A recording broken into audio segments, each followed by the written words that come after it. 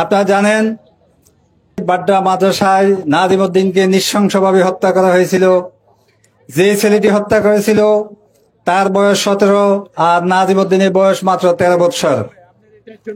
মাদ্রাসা কর্তৃপক্ষ ছেলে মেয়েদের প্রতি দৃষ্টি দেওয়াই তাদের দায়িত্ব। এই নাজিমউদ্দিনকে খুন করার উদ্দেশ্যে 300 টাকা দিয়ে একটি ছুরি এনে আবু সাইদ বালিশের নিচে রেখেছিল।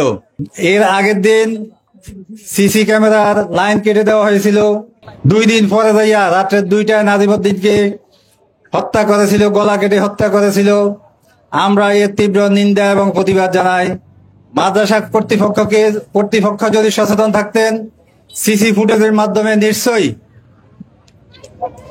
ফুটেজের মাধ্যমে আগের দিন হয়তো এই ঘটনাটা দেখতে পাইতেন। ছেলেটা যে ছুরি এনে বালিশের নিচে রেখেছিল সেটা দেখতে পাইতেন।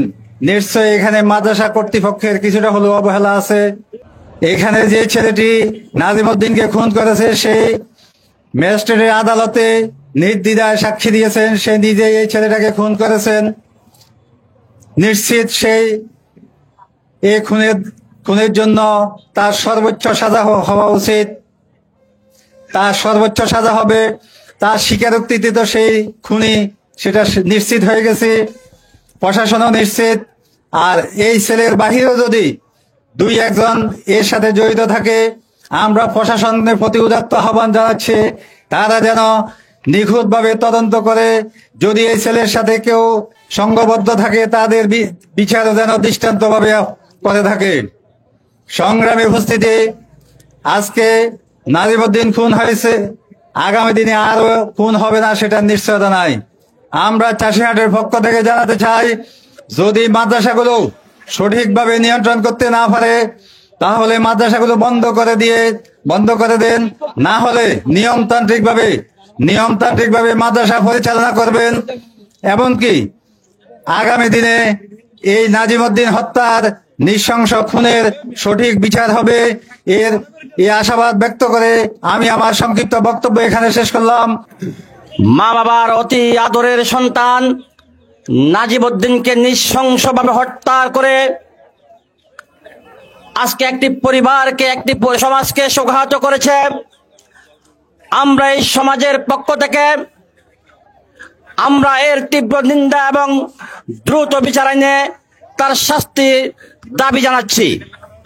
তার সাথে সাথে প্রত্যেকটি অঞ্চলে, প্রত্যেকটি প্রতিষ্ঠানে, প্রত্যেকের সন্তানদেরকে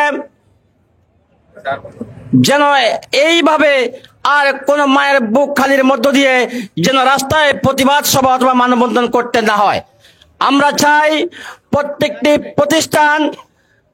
প্রতিষ্ঠানের পরিচালকবৃন্দ, আপনারা যেভাবে আপনাদের সন্তানদেরকে লালন করার চেষ্টা করেন, এই প্রতিষ্ঠানের সন্তান আমার সন্তানও আপনার কাছে লালন করার জন্য আমরা অর্পণ করেছিলাম। আমরা আপনার দায়িত্বটা ওইভাবে পালন করার জন্য আহ্বান জানাচ্ছি। আজকে শুধু এইটুকু বলবো, তার বাবা আমার পাশে দাঁড়িয়ে আছেন, ওনাকে সান্ত্বনা দেওয়ার মতো ভাষা আমাদের কারো নেই। আমরা শুধু প্রশাসনকে উদ্দেশ্য করে বলবো, আমরা এই নাজিমউদ্দিন হত্যার বিষয়ে কোন রকমের আপোষ করব না, তার বিচার আমরা চাই। কিন্তু কোন রকমের ষড়যন্ত্র হলে চাষিরাট থেকে শুরু করে পুরো উপজেলায় সেটার বিরুদ্ধে সোচ্চার আন্দোলন করতে প্রস্তুত আমরা রয়েছি। কোন রকমের ষড়যন্ত্র আমরা মেনে নেব না। প্রকৃত খুনিকে শাস্তির আওতায় আনার আবারও জোর দাবি জানাচ্ছি। আর যেন কোন প্রকারের অবহেলার মধ্যে বলতে পারে যে আমরা নাজিমউদ্দিনের বিচারের মধ্য দিয়ে প্রতিষ্ঠানের সুশৃঙ্খলা কামনা হয়।